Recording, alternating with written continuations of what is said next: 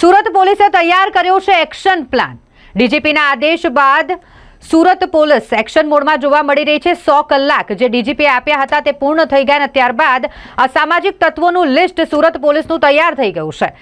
સુરત શહેર police commissioner દ્વારા 1400 જેટલા અસામાજિક તત્વોનું લિસ્ટ તૈયાર કરવામાં આવ્યું છે, જેમાંના 350 હાર્ડકોર ક્રિમિનલ જેઓનું પણ લિસ્ટ તૈયાર છે। હવે તેમના વિરુદ્ધ કડકમાં કડક કાર્યવાહી કરવામાં આવશે। સાથે જ વાત કરીએ તો અસામાજિક તત્વો સામે તવાઈ બોલાવવામાં આવી છે। અલગ અલગ પોલીસ સ્ટેશન હદ વિસ્તારમાં જે અસામાજિક તત્વો હતા તેઓનું પણ લિસ્ટ તૈયાર કરી દેવામાં આવ્યું છે। સમગ્ર શહેરના અસામાજિક તત્વોનું લિસ્ટ તૈયાર છે, જે વિશે સંપૂર્ણ માહિતી સુરત શહેર પોલીસ કમિશનરે આપી હતી।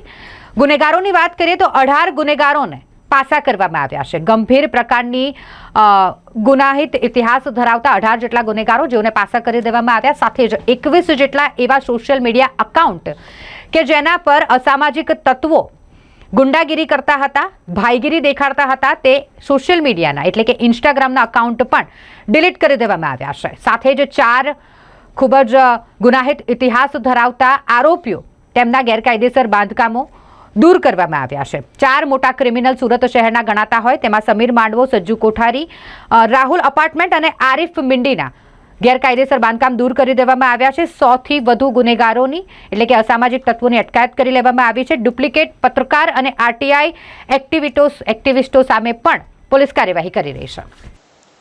ડીજીપી સારે જે આદેશ કર્યા એ મુજબ અમારા પોલીસ કમિશનર શ્રી અનુપમસિંહ ગેહલોત દ્વારા અમને માર્ગદર્શન સૂચના આપી એ મુજબ ટોટલ 1400 આરોપીનું લિસ્ટ તૈયાર કરવામાં આવ્યું છે કે જે લોકો શરીર સંબંધી ગુનાઓ, મિલકત સંબંધી ગુનાઓ તથા વારંવાર જે લોકો ગુનાહિત કૃત્યો કરતા હોય અને ટપોરી લોકો હોય જેમને અગાઉ પાસા થઈ હોય, જેની ગુજસીટક થઈ હોય, તમામ આરોપીઓ જે છે એનું લિસ્ટ તૈયાર કરી દીધેલું છે। તે ઉપરાંત 350 જેવા હાર્ડકોર જે ઇસમો છે એનું પણ લિસ્ટ કરી દેવામાં આવે। તે ઉપરાંત ક્રાઇમ બ્રાન્ચમાં 45 અને બીજા જે ઝોન છે બધા લેવલે ટોટલ 101 વ્યક્તિઓને રાઉન્ડ અપ કરી અને એને લાવી અને કડક ભાષામાં પૂછપરછ કરીને આગવા અંદાજથી એની સાથે કાર્યવાહી કરવામાં આવેલ છે। તથા તે ઉપરાંત જે લોકો આરટીઆઈ એક્ટિવિસ્ટ છે અને જે લોકો કહેવાતા બોગસ પત્રકારો છે અને જે લોકો પબ્લિકને રંજાડે છે એવા 60 ઈસમો વિરુદ્ધ પણ ગુનાઓ દાખલ કરવામાં આવે છે। તે ઉપરાંત આ જેટલા પણ ઈસમોનું લિસ્ટ છે એની તમામની મિલકતોની, પછી એના વીજ કનેક્શનોની, તેના બેંક એકાઉન્ટની, તેના આધાર કાર્ડ, પાન કાર્ડ